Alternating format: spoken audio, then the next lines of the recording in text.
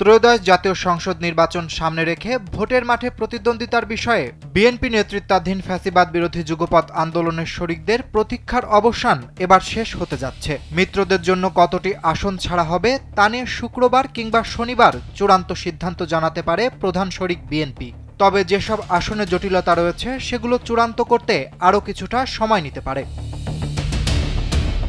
জানা গেছে বিএনপি এরই মধ্যে যেসব আসনে দলীয় প্রার্থী ঘোষণা করেছে শরিকদের জন্য সেগুলোর দু একটিতে পরিবর্তন আনা হতে পারে। এর মধ্যে ঢাকা 12 এবং নড়াইল 2 আসনে প্রার্থিতার পরিবর্তন আসতে পারে।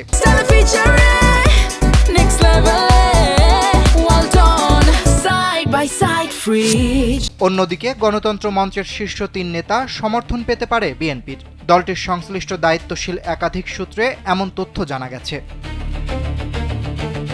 সব মিলিয়ে মিত্রদের জন্য বিএনপির এবার আসন ছাড়ের সংখ্যা 15-র মতো হতে পারে। এর আগে সর্বশেষ 2018 সালের দ্বাদশ সংসদ নির্বাচনে শরিকদের জন্য 59 আসন ছেড়েছিল বিএনপি। সে সময় জামায়াতে ইসলামীকে 22টি আসন ছাড়লেও পরিবর্তিত পরিস্থিতিতে ত্রয়োদশ সংসদ নির্বাচনে দলটি এবার বিএনপির প্রধান প্রতিদ্বন্দ্বী। তাই শরিকদের জন্য বিএনপির এবার আসন ছাড়ের সংখ্যা কমবে বলেও আভাস পাওয়া গেছে। নির্বাচন সামনে রেখে এরই মধ্যে 2 দফায় 272 আসনে দলীয় প্রার্থিতা ঘোষণা করেছে বিএনপি। ফাঁকা রয়েছে 28টি আসন। বিএনপি থেকে বলা হয়েছে এই ফাঁকা আসনগুলোতে মূলত শরিকরাই নির্বাচন করবেন। বেশ কিছুদিন আগে গণতন্ত্র মঞ্চের পক্ষে 5টি দলের পক্ষ থেকে 8টি করে মোট 40টি আসন চাওয়া হয়েছিল।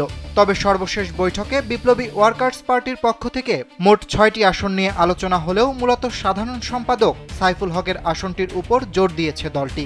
এর আগে সাইফুল হকের জন্য ঢাকা 8 আসন চাওয়া হলেও সেখানে দলের স্থায়ী কমিটির সদস্য মির্জা আব্বাসকে প্রার্থী করেছে বিএনপি। বিএনপি একাদশ সংসদ নির্বাচন জোটবদ্ধভাবে করলেও এবার নির্বাচনে শরিক দলগুলোর সঙ্গে তাদের কোনো নির্বাচনী জোট হচ্ছে না। কিছু আসনে সমঝোতা হবে। এরই অংশ হিসেবে শরিক দলগুলোর কয়েকজন শীর্ষ নেতার আসনে বিএনপি কোনো প্রার্থী দেবে না। এছাড়া মিত্রদের ছাড় দেওয়া হবে এমন কোনো আসনে বিএনপি এরই মধ্যে প্রার্থী ঘোষণা দিলে তাদের সরিয়ে নেওয়া হবে। এর বাইরে কিছু আসনে প্রার্থিতা উন্মুক্ত থাকবে, যেখানে শরিক দলগুলো চাইলে বিএনপির সঙ্গে প্রতিদ্বন্দ্বিতা করতে পারবে। অরিত্র বাসু, কালবেলা।